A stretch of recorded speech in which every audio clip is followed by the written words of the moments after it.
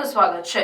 BAPS Hindu મંદિર Abu Dhabi જાહેર જનતા માટે દર્શનાર્થે ખુલ્લું મુકાયા બાદના સૌપ્રથમ રવિવારે 65,000 કરતા વધુ મુલાકાતીઓ અને યાત્રાળુઓનો માનવ મહેરામણ ઉમટ્યું।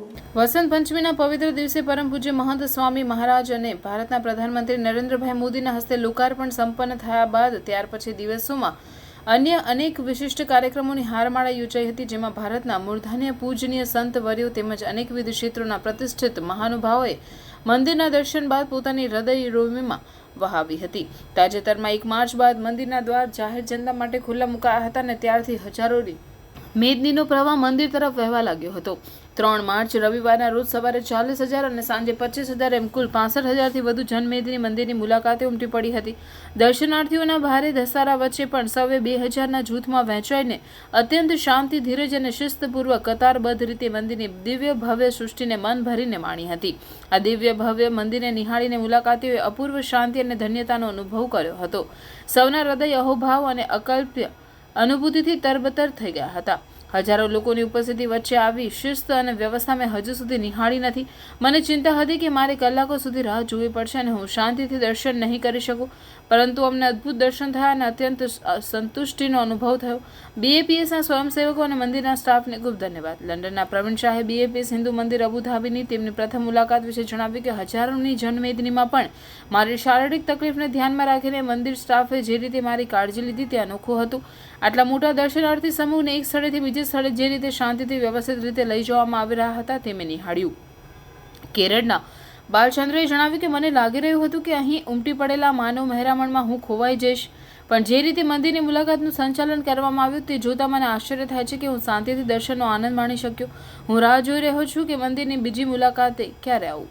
સૌ દર્શનાર્થીઓએ મંદિરમાં દર્શન અને પ્રાર્થના વ્યક્ત કરી શકવાનો આનંદ અને સંતોષ અનુભવ્યો હતો। તેમાં પણ આરતી અને ભગવાનની મૂર્તિ પર જલાભિષેકની વિધિ દરમિયાન અનેક દર્શનાર્થીઓ ભાવાર્થ થઈ ગયા હતા। મંદિરના અભૂતપૂર્વ સ્થાપત્યને નિહાળીને અનેક અચંબિત હતા। મંદિરમાં ઉમટી પડેલા દર્શનાર્થીઓના કારણે અનેરા ઉત્સવનો માહોલ સર્જાઈ ગયો હતો।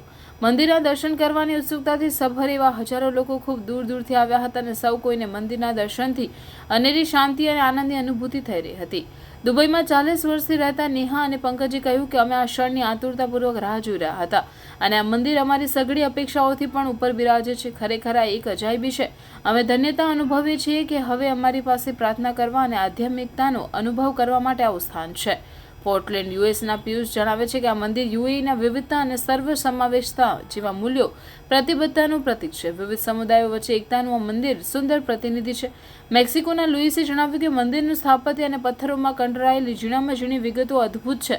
ભારતના સાંસ્કૃતિક વારસાની પ્રસ્તુતિની હું ખરેખર પ્રશંસા કરું છું। હું લોકોને કહીશ, અહીં આવો। બીએપીએસના પૂજ્ય બ્રહ્મ વિહારી દાસ સ્વામી આ મંદિરના જાહેર જનતા માટે ખુલ્લું મૂકવાના પ્રથમ રવિવારના ઐતિહાસિક અવસરે જણાવ્યું કે અમે યુએઈના નેતૃત્વ અને સ્થાનિક સત્તાવાળાઓ પ્રતિ નવી બસ સર્વિસ માટે અને આ દિવસને સફળ બનાવવામાં તેઓના સંપૂર્ણ સહયોગ માટે ખૂબ આભારી છીએ।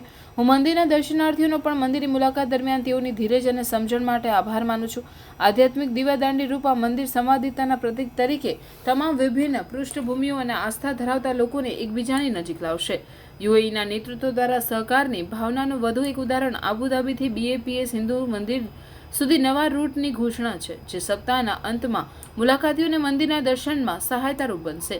અબુધાબીનું બીએપીએસ હિન્દુ મંદિર આધ્યાત્મિક અને સાંસ્કૃતિક એકતા માટેનું ઐતિહાસિક સહાયતારૂપ બનશે। સાથે સાથે વિવિધતા અને સર્વસમાવેશતાના યુએઈના પ્રગતિશીલ વિચારોનું પ્રતીક છે। આ મંદિર શાંતિ અને સહકાર અને આધ્યાત્મિકતાની ખોજમાં નીકળેલા સૌ કોઈને આવકારી રહ્યું છે।